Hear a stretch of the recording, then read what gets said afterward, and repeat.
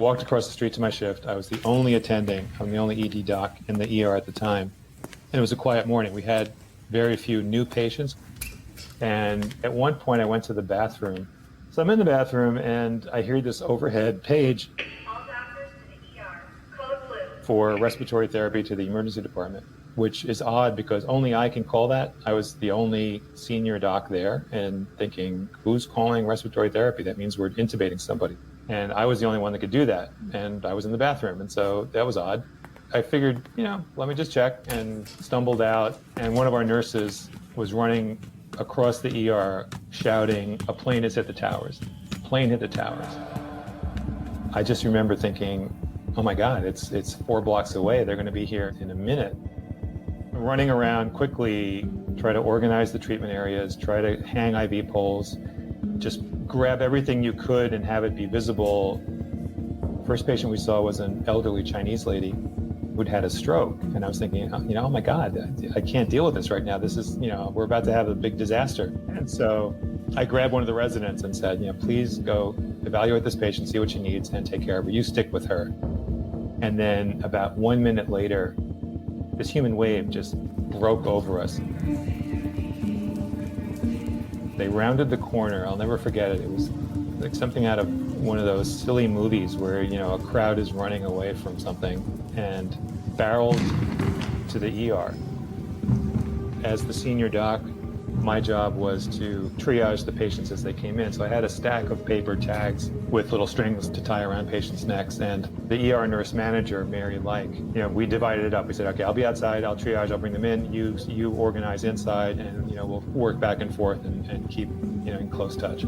So I'm out there holding my stack of triage cards, and bloodied, hysterical people come charging in. The first patient we had was the young woman lying so low in the stretcher that I didn't really quite understand how that could be physically possible. And it turns out that she'd been hit by landing gear from the second plane, and it had sheared off most of her backside. She had lost so much tissue that she was lying low in the stretcher. The muscles were flayed open, and I just remember looking at her and saying, I need surgeons now. I need surgeons here immediately.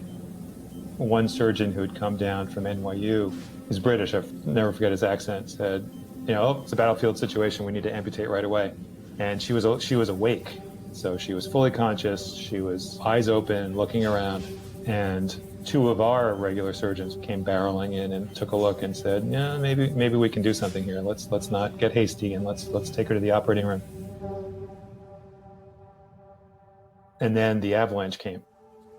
I tried to tie tags around 1 or 2 patients and realized that was utterly absurd, but there was absolutely no way I was going to get anywhere near dealing with the patients in the numbers they were coming in. Again, partly remembering what I'd done in July, grabbed the residents, the interns and the R2s and the R3s clustered around me, and I would assign them one by one as the patients came in. Severe, moderate, not so bad, take them back to the red area or the green area, yellow area. And they would, in some cases, make the diagnosis as they were wheeling the patient in or escorting the patient in, grab a surgeon, the surgeon would put in a chest tube. It was phenomenal. I came back just to quickly see how we were doing in the back, and the room was a shambles. There's blood everywhere, there's supplies everywhere. I figured, oh my God, we're losing our treatment rooms. We're not gonna be able to use this again. But the housekeeping staff was on it so quickly that they would come in, just be a tornado of getting it back in order, and it would be back in service again 5 minutes later. The way people rose to the occasion is something I'll never forget. You really have no understanding of how well people can function if they're well organized and well directed and trust each other. When you see the human wave coming at you, first instinct is to feel helpless of how on earth am I going to take care of all these people all at once? You almost get tunnel vision. Your brain can only handle so many things at once. You cannot process it because you'll freeze, but then you get it. Then you realize, look, I do have resources. I do have people with me. And if I keep my head, I can get most of these people well taken care of.